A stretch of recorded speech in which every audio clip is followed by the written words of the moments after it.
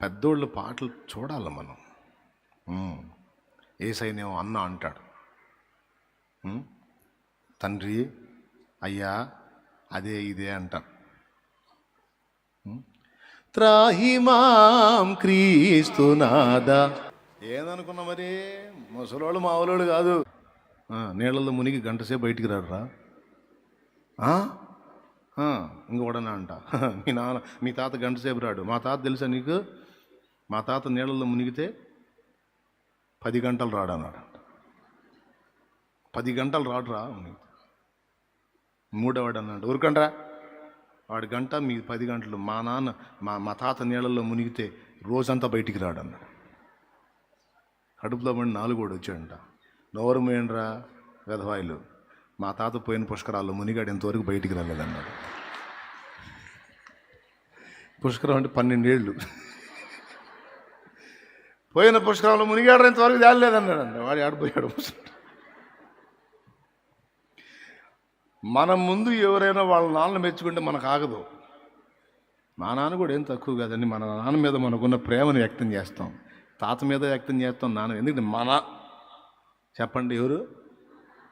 మా నాన్న. ఎవరు నాన్న? ప్రేమ.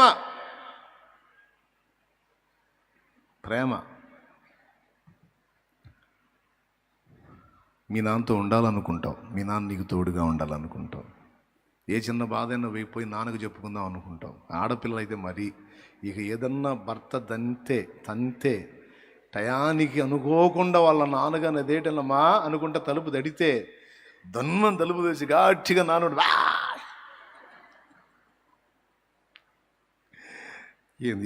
ఏందమ్మా ఏమైందిరా నన్ను ఎట్టబడితే అట్టు కొట్టాడా? నేను తేలుస్తాను, అతని సంగతి తేలుస్తాను, నువ్వు బాధపడదు. ఓదార్పు, నాన్న భరోసా. అవునా?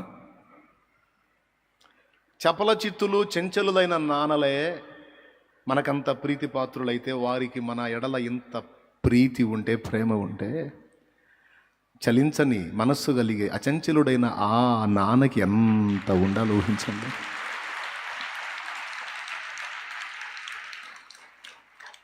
ఆయన దగ్గర చెప్పలం లేదు, చిత్తచాంచల్యం అంతకన్నా లేదు.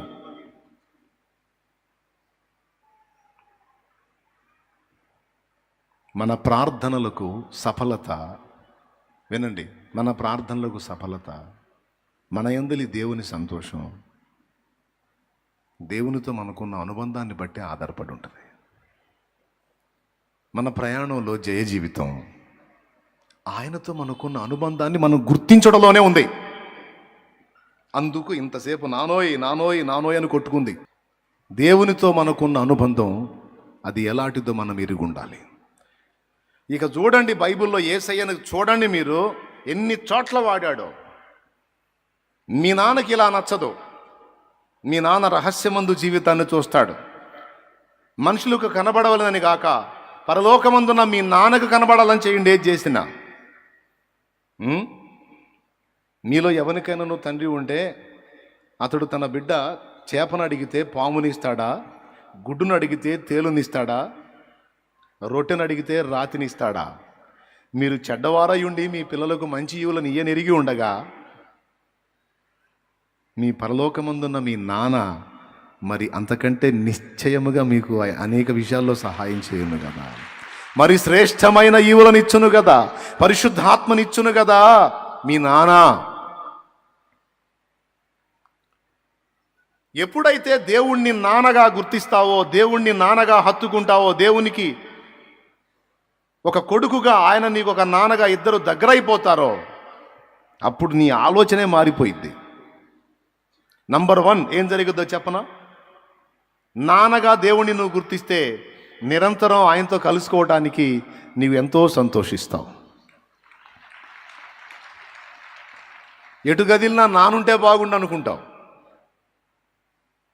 నాన్నకు చెప్పి చేద్దాం అనుకుంటావు, ఒక మాట నాన్నకు అందిద్దాం అనుకుంటావు. ఎందుకంటే నాన్న మీద ఉన్న మమత అది. అవునా? అట్లా కాకుండా ఏడు సైడ్లని ఎప్పుడన్నా పోవాలనిపించుద్దా నీకు? ఉంటే ఉన్నాడు, పోతే పోయాళ్ళు అనుకుంటావా? అనుకో.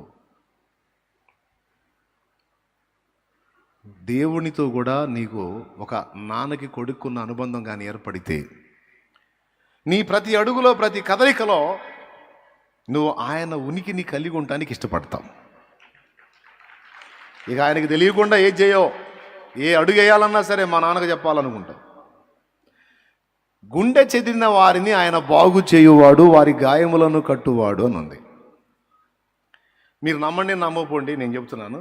మీ మీద కూడా నాకు చనువు ఉంది, నా మీద కూడా మీకు స్వతంత్రం ఉంది, కాదని నేను అనను. అందుకే చాలా విషయాలు ఫ్రీగా మాట్లాడతాను. నాకు బాగా హృదయానికి గాయమైనప్పుడు, గుండె చెదిరినప్పుడు నేను ఇద్దరిని గుర్తు చేసుకుంటా. ఇద్దరిని. మొట్టమొదటిది, నేను ఒక మనిషిగా నాకు జన్మనిచ్చినటువంటి కన్న తండ్రిని గుర్తు చేసుకుంటా, మా నాన్నని.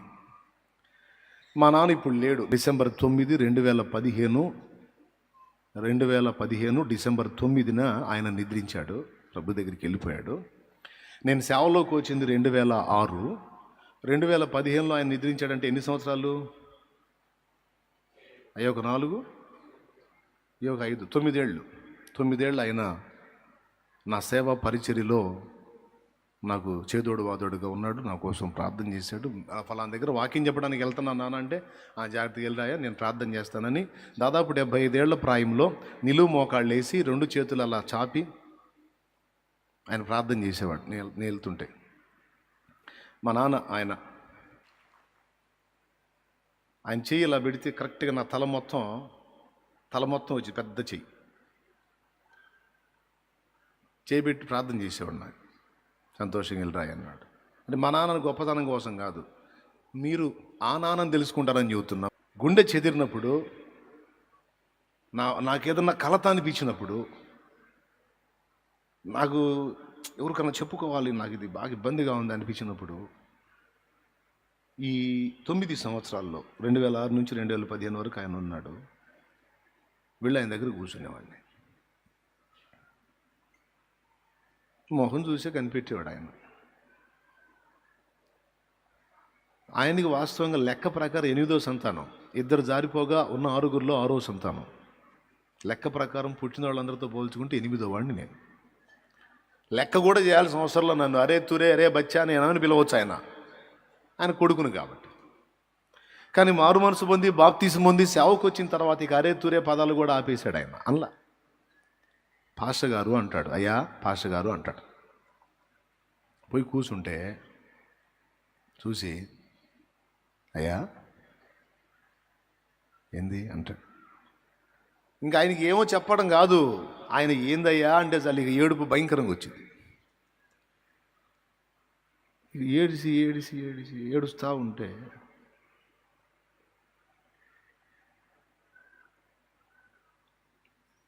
కాసేపు మౌనంగా ఉండి తర్వాత, ఎందుకయ్యా, ఆశ్చర్యకరుడైన దేవుడు నీకు తోడై ఉంటే ఎందుకు ఏడుస్తున్నావు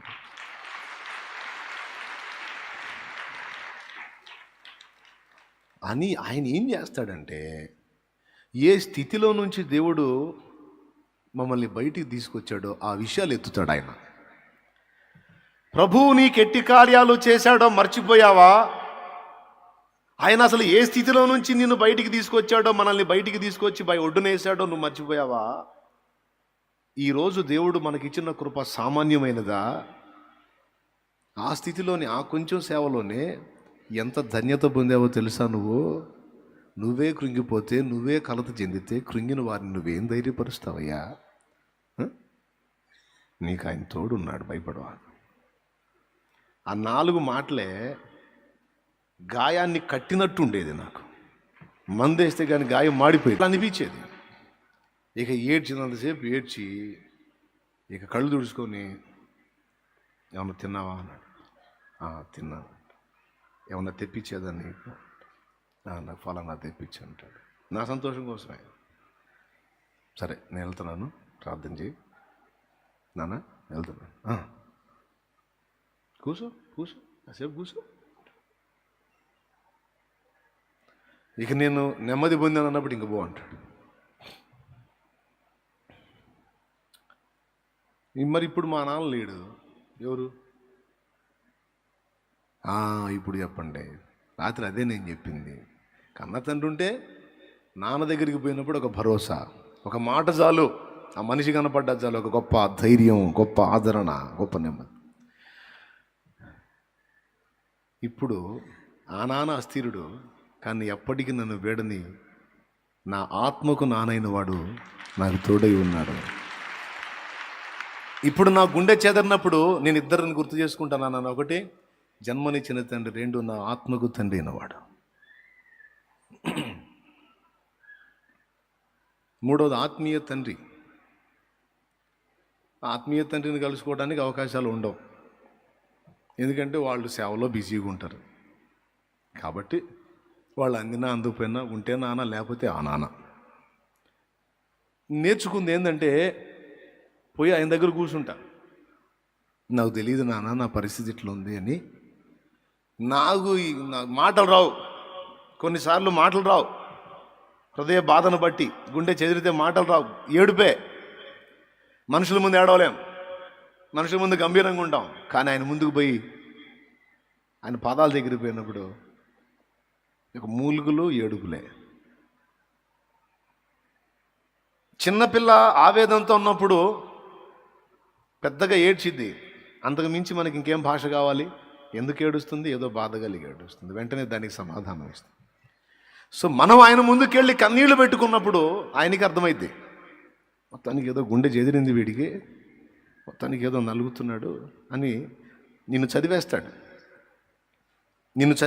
తల్లి, నా బిడ్డ గుండె చెదిరింది, భయపడుతుంది, దేని విషయంలో నలుగుతుంది, ఎక్కడో ఎదురు దెబ్బ తగిలింది, సెగ తగిలింది. అలా ఆయన పాదాల దగ్గరికి వెళ్ళి మళ్ళీ మనుషులతో కూర్చొని నువ్వు వేడు, వాళ్ళకి చెప్పుకోనేడు, నిజంగా నీకు ఓదార్పు కలిగిద్దేమో చూడు. నేను చెప్తున్నా, పరీక్ష పెట్టి చూసుకో.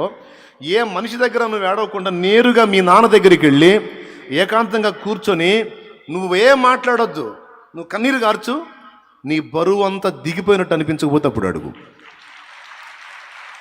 ఎంతమందికి ఉంది అనుభవం? చేతులు ఎత్తండి. నాకుందన్న ఈ అనుభవం అన్నోళ్ళు. అదుకో, అదే మనుషులు చెప్పు, నువ్వు ఓదార్పు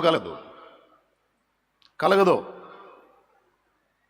ఏకాంతంగా మీ నాన్నతో కూర్చొని నువ్వు చెప్పుకొని, లేకపోతే నువ్వు చెప్పలేవు, నువ్వు ఎక్కిళ్ళు పెట్టి ఏడుస్తావు, నీ బాధ, నీ హృదయ వేదన, నీ గుండె గాయమైపోయింది, నీ గుండె చెదరింది.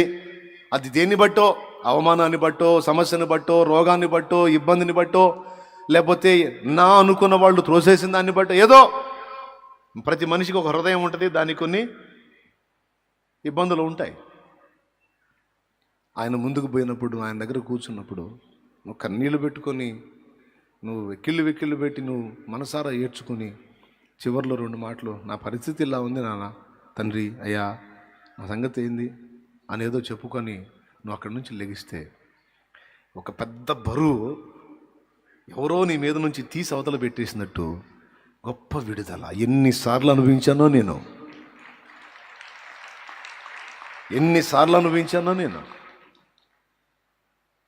వెంటనే స్పందిస్తాడు, వెంటనే. గుండె చెదరిన వారిని బాగు చేయువాడని, గుండె చెదరిన వారిని బాగు చేయువాడని, వారి గాయములన్నీయు కట్టుచున్నవాడని,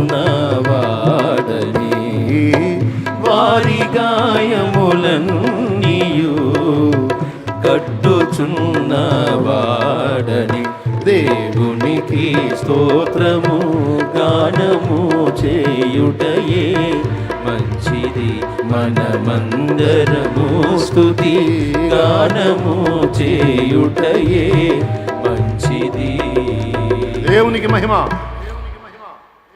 యోనా దేవునితో తనకున్న అనుబంధాన్ని చెప్పాడు. ఎవరయ్యా నువ్వు? భూమి ఆకాశములకు సృష్టికర్తయగు యెహోవా సేవకుడను. ఏలియాకి దేవునికున్న అనుబంధం. ఎవరయ్యా నువ్వు? యెహోవా జీవముతోడు సైన్యములకు అధిపత్యగు యెహోవా ప్రవక్తను నేను. ఇప్పుడు నిన్ను నన్ను అడిగితే ఎవరయ్యా నువ్వు అంటే ఏం చెబుతావు? పరలోకమందున్న మా నాన్నకు కుమారుణ్ణి, కుమార్తెను, దేవుని సంతతి నేను. దేవుని సంతతిని నేను, మా నాన్న దేవుడో. నాటి ప్రవక్తలకు, భక్తులకు దేవునితో నా అనుబంధం, వారి దేవుడు ఆయన ప్రవక్తలు. ఈరోజు మనకేం అనుగ్రహించబడిందో తెలుసా? సేవకుడు, ప్రవక్త కాదు, కుమారత్వం అనుగ్రహించబడింది. కొడుకు, కూతురు. యెహోవా మా తండ్రి కాడా, యేసుడు మా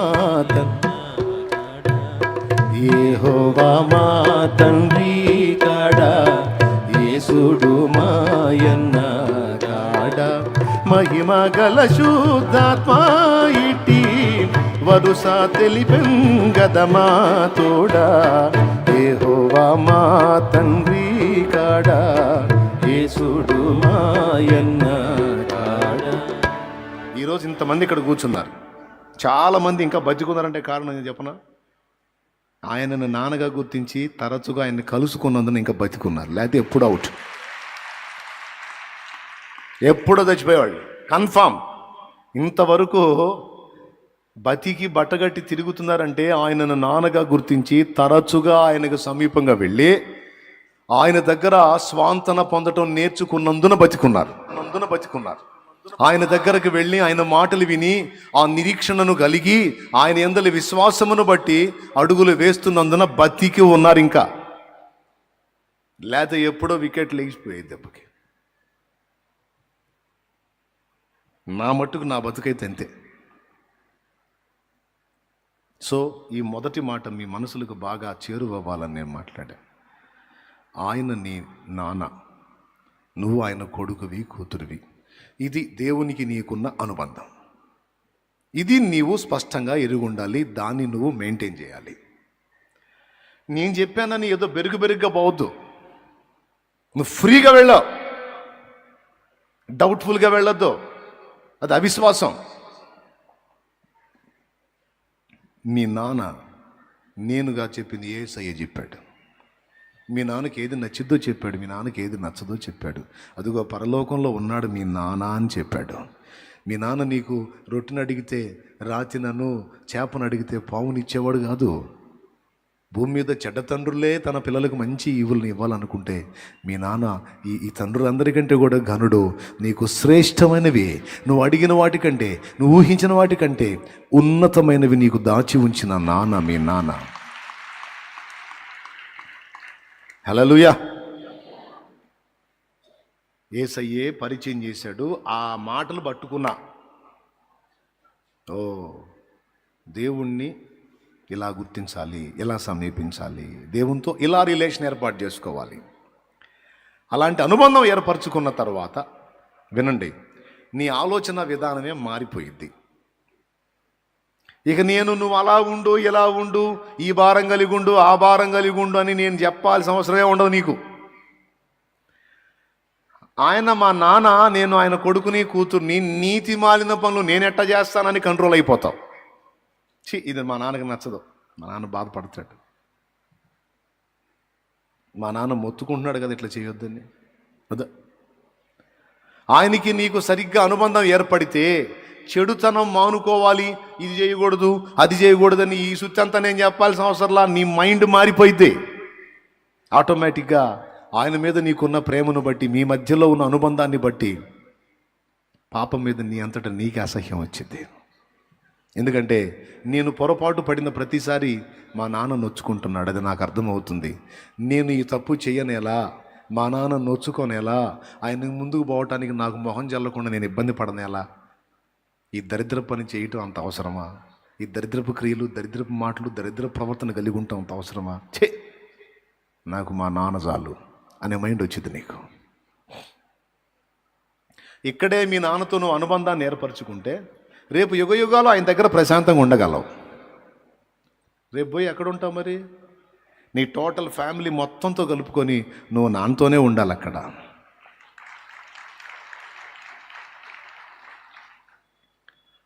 రెండవది, ఆయనతో ఇలాంటి రిలేషన్ నీకు ఏర్పడితే, దాన్ని నువ్వు గుర్తించగలిగితే, అనుబంధాన్ని నువ్వు గుర్తించగలిగితే, నీ బాధ్యత ఏంటో నేను నీకు చెప్పాల్సిన అవసరంలా, నీకే బలుపు వెలిగిద్ది. ఈ భూమి మీ నాన్న స్వాస్థ్యమని, ఈ భూమి మీ నాన్న సృష్టి అని, ఈ భూమి మీద ఉన్నటువంటి చరాచర జగత్తు మొత్తం ఆయనదేనని, మరో రకంగా చెప్పాలంటే ఆయనదంతా నీదని, అయితే శత్రువు వశంలో అది ఉందని, దాన్ని తిరిగి సాధించి మీ నాన్న స్వాస్థ్యము మీ కొరకే నువ్వు కాపాడుకోవాలనే రంది నీకు పుట్టిద్ది. ఇక మనుషులు ఎవరు కనపడ్డా వాళ్ళందరూ నీకు ఆ కులపోటు, ఆడు వేరే ఫ్యామిలీ, ఈడు వేరు వాడు వేరు అన్నట్టు కనపడరు.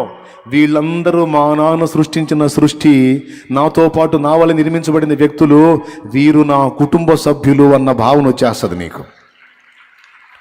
అప్పుడు వాళ్ళకి దానం చేయి, వీళ్ళకి ధర్మం చేయి, వాళ్ళకి సాయం చేయి, వీళ్ళని ఆదుకో, వాళ్ళకి హెల్ప్ చేయని నేను చెప్పాల్సిన అవసరం ఉండదు. మనిషిగా ఉన్నవాడు నీ తోటి సాటివాడు ఎవరు ఏ ఇబ్బందిలో ఉన్నా, నీ ఫ్యామిలీ మెంబర్ ప్రాబ్లంలో ఉన్నట్టుగా నీ మైండ్కి వచ్చేస్తుంది. ఎందుకంటే అతడు కూడా మీ నాన్న సంతతియే, అతడు కూడా మీ నాన్న సృష్టించిన వారిలో ఒకడే.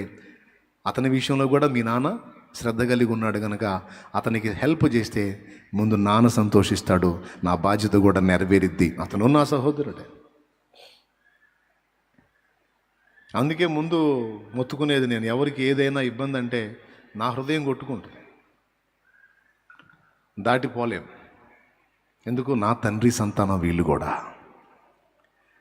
ఎప్పుడైతే ఆయనతో సరైన అనుబంధం నీకు ఏర్పడిద్దో, ఇక నువ్వు ఒక సింగిల్ ఫ్యామిలీ లాగా ఉండటానికి ఇష్టపడవు. వసుదైక కుటుంబం అంటే జగత్తు మొత్తం నా కుటుంబం అన్న మైండ్లోకి వచ్చేస్తా ఉన్నావు. నీ కన్ను మారిపోయి ఒక చిన్న కుటుంబాన్ని చూసేంత సంకుచితపు కన్ను కాదు, ఒక సమాజాన్ని దృష్టించగలిగే పెద్ద కన్ను పుట్టింది నీకు. ఇక నేను చెప్పేది అర్థమైతే ధన్యులే మీరు. ఆ మెట్టుకు రాగలిగితే స్తోత్రం. చిన్న కన్ను, ఒక ఓన్లీ వన్ ఫ్యామిలీని మాత్రమే దృష్టించే చిన్న కన్ను ఉండదు ఇక నీకు. దేవుడు మీ నాన్న అని నీకు అర్థమైతే, నువ్వు ఆయన సంతతి అన్నది నీకు అర్థమైతే, ఆయనతో నీకు సమీప అనుబంధం ఏర్పడితే, నీ ఒక్క ఫ్యామిలీ కోసమే నువ్వు బతకో, సమాజం కోసం బతకటం మొదలు పెడతావు. కన్ఫర్మ్. ఎవరి కోసం? సమాజం కోసం బతకటం మొదలు పెడతావు. బతుకొని నీకు చెప్పాల్సిన అవసరంలా.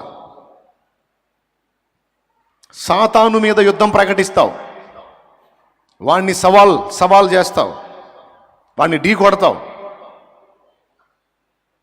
ఏ ప్రాంతానికి నువ్వు అడుగుపెట్టినా అక్కడ దురాత్మ ఉంది, ఇక్కడ దెయ్యం ఉంది, ఏడ సైతాను ఉంది, ఏడ పెద్దది ఉంది, ఆడ చిన్నది. ఏం పెద్దది చిన్నది? ఇది ఎవడి సొత్తు? మా నాన్నదే. హో సైతాననే అడుగేస్తావు ముందుకి. ఇది నా తండ్రిదే, మా నాన్నదే. ఈ ఊరు, ఈ వాడ, ఈ పల్లె, ఈ పట్టణం, ఈ ప్రాంతం, ఈ భూమి నా తండ్రి సృష్టించింది, ఇందులో ప్రజలు నా వారు.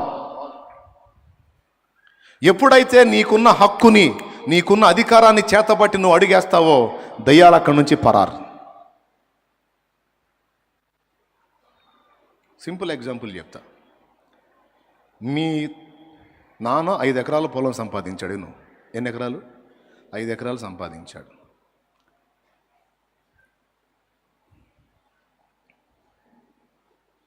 మీ ఊరోళ్ళందరూ చెబుతున్నారు, రే అది మీ నాన్నరా, 5 ఎకరాలు రా నాయన, మంచి పొలం రా, వాడు సాగు చేసుకుంటుంటే నువ్వేందిరా అంటే, సరే నీకు ఆవేశం వచ్చింది. మీ నాన్న కష్టపడి రెక్కలు ముక్కలు చేసుకొని సంపాదించాడు రా, ఎకరం మొత్తం 5 ఎకరాల పొలం రా, ఏందిరా నీకు మైండ్ పోయిందా అని పక్కన వాళ్ళు మాట్లాడారు. నీకు ఆవేశం వచ్చింది, పోయావు పొలం దగ్గరికి. ఇది మా పొలం, మా నాన్నది ఇది అన్నావు అనుకో, ఏదే అంటాడు సాగు చేసుకునేవాడు. ఇది మా నాన్నదంటగా, మా పొలం ఇది అన్నావు అనుకో, ఎవడు చెప్పింది అంటారమ్మన్ కొడితే పగిలిపోద్ది. ఇదే ఏడుంది, ఇది ఏముంది నీకు, తేపో అంటాడు. పల్లెటూరులో జరిగే వాదనలు ఇంతే ఉంటాయి, అవునా?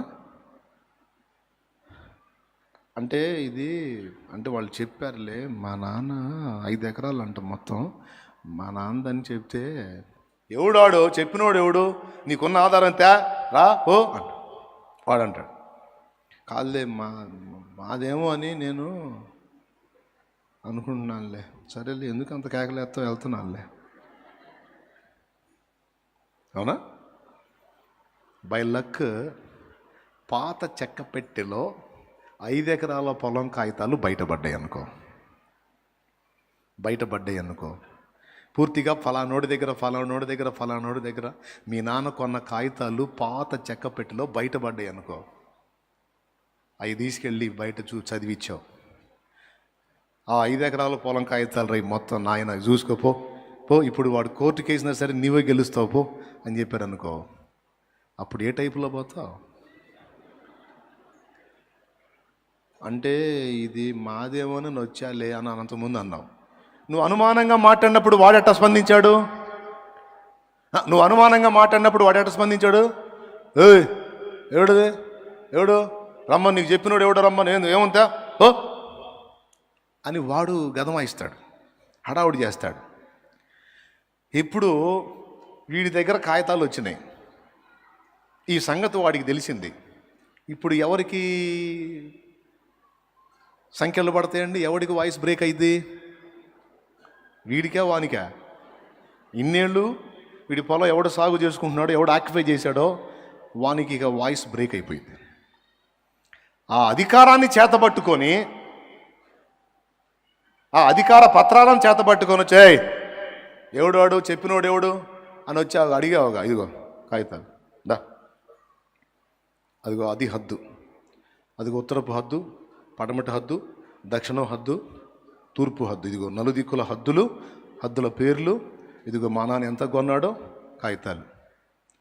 చెప్పు, ఏ అధికారంతో వచ్చామని అడుగుతున్నావుగా? ఆయన మా నాన్న, ఈ ఆస్తి మా నాన్నది, ఆయన కొడుగ్గా నాదిరా, ఎక్కువ ఒడ్డుకంటాడు, ఎక్కువ ఒడ్డుకంటాడు, రా బయటికి రా, మా నాన్న ఆస్తి ఎవడు రాను అన్నప్పుడు ఇక వాడు నీ మీద జుల్లం ప్రదర్శించడు. పైగా నువ్వు ఏది చెబితే దానికి తలంచడానికి ఇష్టపడతాడు.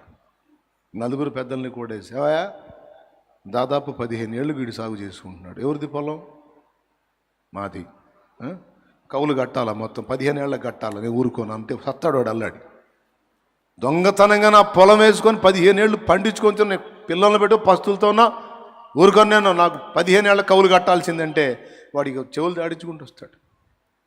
కాదు మేము కాదులే మాది అనుకుని అట్లా కాదు కొంచెం. ఎందుకు ఈ మాట చెప్తున్నంటే, దేవునితో నీకున్న అనుబంధాన్ని బట్టి సమస్తము ఎవరిదో, దాని మీద నీకు ఏ హక్కు ఉందో ఆ హక్కును పట్టుకొని నువ్వు కానీ ఏ ప్రాంతానికైనా అధికారికంగా కానీ నువ్వు వెళ్ళగలిగితే, దయ్యాలాడున్న ఏదో పొడుస్తాయని కాదు, నువ్వు ఎంటర్ అయితే పారిపోతాయి అవి. ఎందుకంటే నువ్వు అధికారంతో వస్తున్నావు. ఇక్కడ దేవుని వాక్యం మనకు సెట్ అవుతుంది. ఆయన అధికారము గలవాని వలె బోధించాడు, అధికారముతో గద్దించాడు. ఏ అధికారం? ఆ బోధలో అధికారం, ఆ గద్దింపుల అధికారం. ఆయన అడుగు పెడితే గడగడలాడితే పారిపోయినాయి. ఎందుకు? వాటికి తెలుసు యేసు ఎవరో, యేసుకు తెలుసు తానెవరో. కాకపోతే మనకే తెలియట్లా మనం ఎవరు. అది వాసు స్తోత్రం. మనమే తెలియట్లా, మనకే తెలియట్లా మనం ఎవరో. అక్కడ దెయ్యం ఉందంట, వెళ్ళకూడదంట. ఆడ నీ బొంద ఎక్కడుందో ఆడికి పోవాలను నువ్వు. దొంగోడున్న కాడికి పోలీసు పోయినట్టు. ఎందుకంటే ఆ భూమి నీది, సర్వభూమియు నాదే కదా అన్నాడు దేవుడు వాక్యంలో.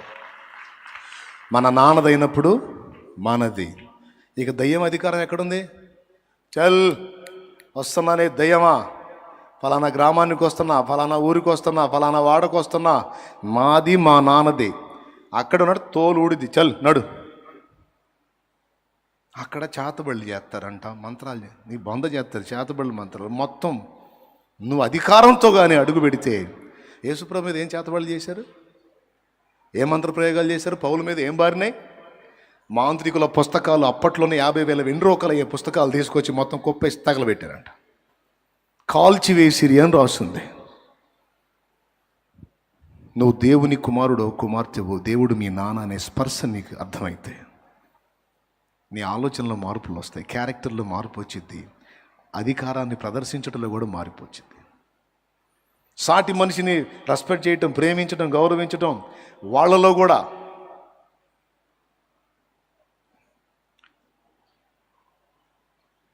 కదలిక చూడగలుగుతావు. నీలో ఆ మార్పుని జనం చూడగలుగుతారు. మీరెవరండి? ఫైనల్గా చెప్తున్నా, ముగింపులోకి వచ్చాలే కానీ మీరెవరు అసలు? నాకేంది ఈ బాధలో? ఆదివారం మొదలు పెట్టుకుని మళ్ళీ ఆదివారం వచ్చిందాక ప్రశాంతంగా బతకనిస్తున్నారు నన్ను. నా జానుడు పొట్టకి నేను ఏం చేసుకుంటే బతకలేను? ఒక్కొక్కళ్ళు భయంకరంగా బుర్ర వేడెక్కిందాక తినేసి వదిలిపెడుతున్నారు నన్ను. నాకేంది? కూటమి ఇంతసేపు మాట్లాడానా, అయిపోయినాక వదిలిపెడతారా? 7 నుంచి ఇంటికాడికి లైన్ వేస్తారు. లైన్ అంటే ఇంకొక లైన్ అనుకోవాకండి, లైన్ కడతారు. దేవునికి స్తోత్రం, హల్లెలూయా. లైన్ ఇప్పుడు దాకా మాట్లాడు, మళ్ళా నెత్తి మీద చేయి అట్టుంచే అనుకో, 2 చేతులతో చేయి పట్టుకొని లాగుతున్నారు గోడలోంచి ఊడొచ్చేటట్టు. ఎందుకంటే ఏంది అట్లా చెయ్యుంచి వెళ్ళిపోతుంది. మా బాధినో చెప్పింది చెయ్యి ప్రార్థన. పక్కన ఉన్నాడు లేదు, వెళ్ళనేమో ఏంది అంటారు. నేను చూసి అయ్యా అవసరం తగాదు కూడా. ఏంది అయ్యా, ఏంది ఏంది ఎంత దూరం నుంచి వచ్చావు, ఏంది ఏంది అబ్బో చూసాలే, చెయ్యి వదలరు. నా చెయ్యి నా అంతును పట్టుకొని వాదనలో నాకేం గోడలోకి లాగుతుంటుంది. నేను అడుగుతున్నా మిమ్మల్ని, నాకేంది ఇప్పుడు మీ గురించి ఇంత బాధ ఏది? నాకు ఈ షాప్ ఏంది? నాకు అవసరమా? ఎందుకు చెప్పనా? మీరందరూ మా నాన్న సంతానం. మీరందరూ మా నాన్న సంతానం, మా నాన్న పిల్లలు. నేను ఎలాగ ఆయనకు కొడుకునో మీరు అలాగే. మీరందరూ నాతో పాటు నా కుటుంబంలోని సభ్యులు. అందుకే మీరు ఏడిస్తే దాటిపోలేను, మీరు ఆర్తధ్వని చేస్తే దాటిపోలేను, మీకు నష్టం కలిగితే తట్టుకోలేను, మీకు కష్టం కలిగితే తట్టుకోలేను. ఎందుకు? ఆయనకి నాకున్న అనుబంధం అది నేను గుర్తించాను కనుక మిమ్మల్ని ఇక బయట వారుగా కాక నా ఓన్ ఫ్యామిలీ మెంబర్స్గా మిమ్మల్ని తీసుకున్నాను. నేను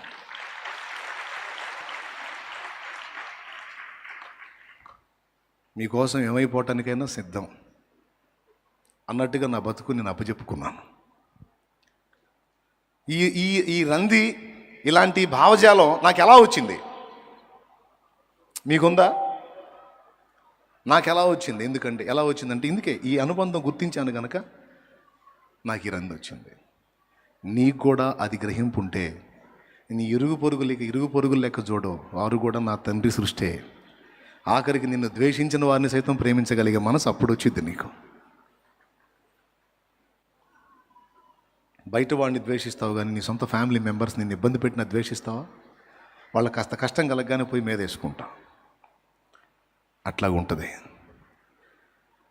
సో చాలా ప్రాముఖ్యంగా గుర్తుపట్టాల్సింది ఏంటంటే దేవునితో నీకున్న అనుబంధం అసలు నువ్వు ఎలా గ్రహిస్తున్నావు, దాని విషయంలో నీకున్న క్లారిటీ ఏంటి, స్పష్టత ఏంటనేది మనందరం కూడా గ్రహించాల్సినటువంటి అంశం.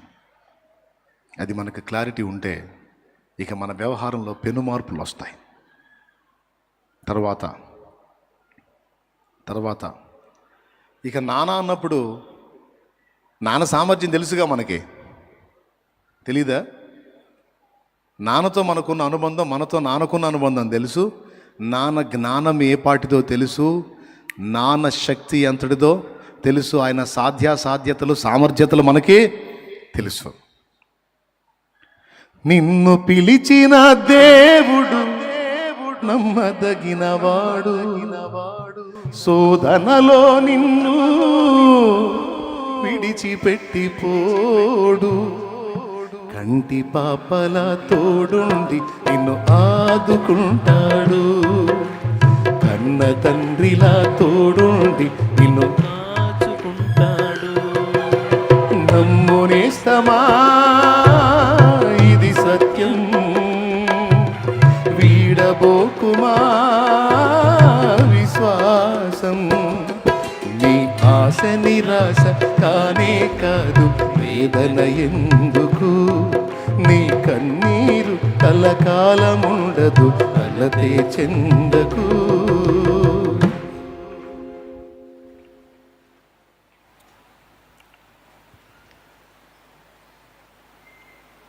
మీ నాన్న కోటీశ్వరుడు,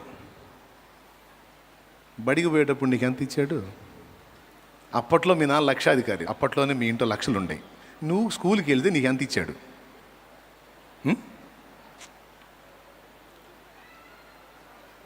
రూపాయి అంటే ఒకళ్ళకి నువ్వు చెప్తే తల్లి ఎంత ఇచ్చాడు మా మీ నాన్న మీకు? 5 రూపాయల? కొంతమంది మా నాన్నే లేడు అంటున్నారు. దండం పెడతాను, మీరు కాదు, ఉన్నోళ్ళు చెప్పండి. 5 రూపాయలు, 10 రూపాయలు, ఇంట్లో లక్షలు ఉన్నాయిగా, కనీసం వేలన్నా ఉన్నాయిగా, ఒక 10 రూపాయలు ఇవ్వచ్చుగా. చెప్పరేందండి, ఇవ్వచ్చుగా. ఇచ్చాడా? లేవా? ఏం చేసుకుంటాడు? ఇవ్వచ్చు, నీకోసమేగా. మళ్ళీ వాళ్ళ డైలాగ్ కూడా, మా కోసం అంటారా? నీకోసమే. రైట్. విస్తారమైన ధనం ఆయన దగ్గర ఉన్నా నీకు మాత్రం మితంగానే ఇచ్చాడు. మీ నాన్న దొంగల్ని శిక్షించేటువంటి ఒక పోలీస్ అధికారి. ఆయన ఎదుటోళ్ళని దంతాడు. నువ్వు ఆయన కొడుకువి. నిన్ను స్కూల్లో టీచరు వాతలు పడిందాక తంతే ఏమల్లా. మీ నాన్న అధికారి అయి ఉండి జనులను కొట్టువాడై ఉండగా నువ్వు పోయి తన్నులు తింటే ఆయన సుతారం చూస్తా ఊరుకున్నాడు. ఏదన్నా ఒక పూట పని కట్టుకొని సెలవు పెడదామంటే ఈయన తన్ని మరీ తీసుకెళ్ళి అక్కడ అప్పచెప్పి ఆమె పట్టుకుని 2 బాధలు బాగుతుంటే ఇంతే కావాలి ఇడికని వెళ్ళిపోయాడు. ఏంది అసలు? ఆయన కలిగి ఉన్నదానికి ఆయన చేసేదానికి రివర్స్గా ఉంది. సింపుల్ అర్థం చేసుకుంటే. ఎందుకు నీకు విస్తారంగా ఇవ్వలేదంటే, ఒకవేళ విస్తారంగా ఇస్తే నువ్వు నాశనం అవుతావని నీ నాన్నకు తెలుసు. అందుకే శ్రీమంతుడైనా కూడా నీకు ఎంత అవసరమో అంతే ఇస్తాడు. మళ్ళీ ఆయన కూడా అంటుంటాడు, సమస్తము నీకోసమే దాచిపెట్టే అంటాడు. ఇవ్వవయా, చాలా ఇబ్బందులు ఉన్నాయి అంటావు నువ్వు. ఇస్తాలే, సమయం ఉందిలే అంటాడు. ఇదే కారణం తమ్ముడు యేసుప్రభు నమ్ముకున్న 1000 లక్షలో ఇస్తాడు. ఎప్పుడు అవసరమో అప్పుడు ఇస్తాడు. నీ చేతి ఖర్చుకు 10 రూపాయలు మాత్రమే ఇచ్చే నీ తండ్రి నీకు గొప్ప శ్రమ వచ్చిందనుకో, 10 లక్షలైనా సరే అప్పు తెచ్చైనా పెట్టి బతికించుకుంటాడు. అది నీ ప్రాణం మీదకి వచ్చిందంటే నీ కోసం 10 లక్షలైనా శాంక్షన్ చేస్తాడు. యేసయ్య అంతే, తండ్రి అంతే. ఎందుకు నాకు ఈ ఆర్థిక దారిద్ర్యం అంటే అందుకు ఒక ఏజ్ ఉంది. ఆ మెట్టుకు నువ్వు వచ్చిన దాకా నీకు మితంగా మాత్రమే ఇవ్వబడిద్ది. ఆ ఏజ్కి నువ్వు రీచ్ అయినప్పుడు ఆకాశ వాకిళ్ళు విప్పి పట్టజాలనంత ఇస్తాడు. అందరినీ శాసించే అధికారి అయి ఉండి కూడా నిన్ను పంతులు తంతుంటే మౌనంగా సహిస్తాడు. ఎందుకు? నీకు విద్య అబ్బాలి, పాఠం నేర్వాలి, లేకపోతే భ్రష్టుడు అవుతావు, భ్రష్టు పడతావు. అందుకే కొన్ని శ్రమలు నీ కలుగుతూ ఉంటే మనసుని రాయి చేసుకొని మౌనంగా చూస్తూ ఉంటాడు. నాన్న అసాధ్యమన్నది లేనివాడు, ఆయనకు అసాధ్యమన్నది లేదు.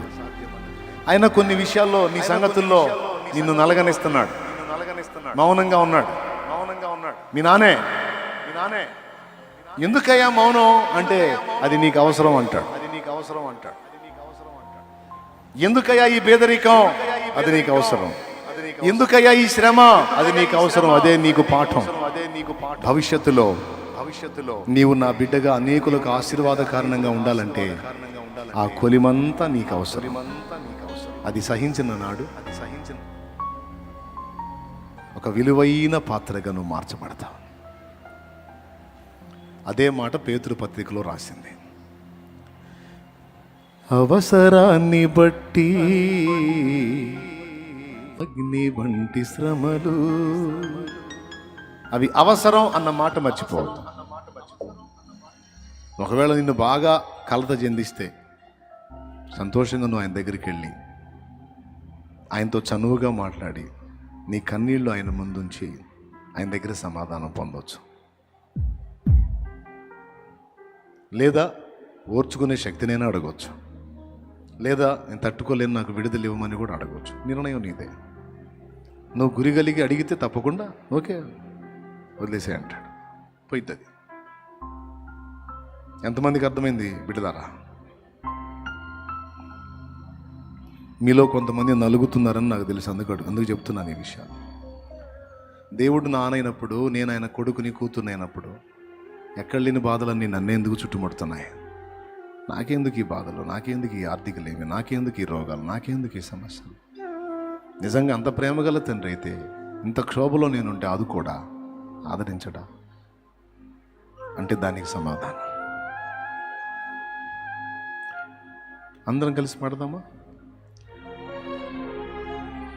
కాల్చబడకపోతే స్వర్ణం విలువ పొందలేదు, చీల్చబడకపోతే మేఘం వర్షాన్ని ఇవ్వదు, దున్నబడకపోతే భూమి, చెక్కబడకపోతే శిల్పం కాదు, శ్రమల కొలిమిలో కాలకపోతే యేసు రూపు రాదు.